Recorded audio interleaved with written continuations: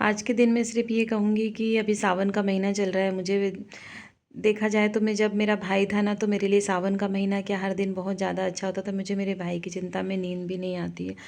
मतलब मैं उसकी इतनी चिंता करती हूँ, मुझे उसकी इतनी याद आती है। और उसके जाने के बाद जो दीप्ति ने जो हमारे साथ में किया, भाभी ने जो किया, वो हमसे सहन नहीं होता है। कल पैसी थी, पैसी की वजह से भी मैं टेंशन चिंता फ़िक्र में थी और मन अच्छा नहीं था, लेकिन आज भी वैसा ही लग रहा है।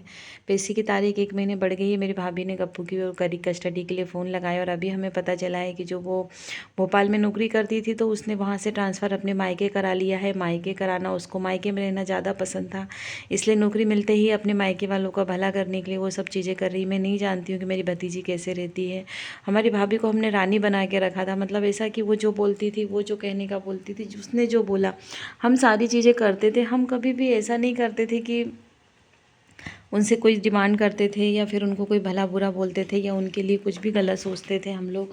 वो जैसा बोलती थी हम वैसा करते थे। आज वो नहीं जानते हैं किस स्थिति में। पता है, अगर वो सिर्फ़ एक माफ़ी मांग लेती अपनी गलतियों के लिए कि मुझे माफ़ कर दो, मैं दोबारा ये गलती नहीं करूँगी, तो भी उनको माफ़ कर दिया जाता। लेकिन उन्होंने तो अपनी माफ़ी नहीं मांगी, बल्कि मेरे बुजुर्ग माता पिता पे और दबाव बनाया। मैं परी को बहुत याद करती हूँ, मैं अपने भाई को याद करती हूँ और मैं तो अपनी उस भाभी को भी याद करती हूँ जिसने हमारे साथ में गलत किया। पता है, क्योंकि जब वो ब्याह के आई थी ना, तब छोटी ही थी वो।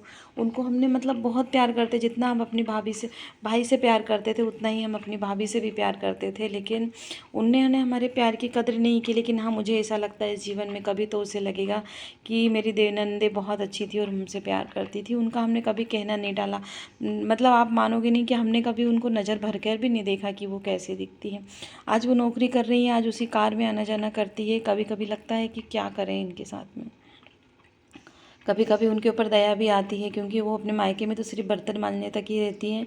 इतने जब वो अच्छे मेरा भाई था और अच्छी स्थिति में थे, तब तो वहाँ जाके वो उल्टे सीधे काम करती थी, उसको नौकरानी की तरह व्यवहार किया जाता था। अब तो पता नहीं उसको कैसे रखते होंगे। मेरी भतीजी की ज़िंदगी भी इन सब में ख़राब हो रही है। बहुत सारी चिंता फिक्र रहती है, लेकिन अब मेरी चिंता करने से होता क्या है। बस ये है कि भाई की याद आती है, मुझे बहुत ज़्यादा याद आती है उसकी। मुझे समझ में नहीं आता कि मैं क्या करूं। और भाभी ने जो किया उसके बाद में ज़िंदगी मतलब अजीब सी हो गई। चेहरे पे मैं खुश रखना चाहती हूँ, रहना चाहती हूँ, पर मैं खुश रह नहीं पाती हूँ।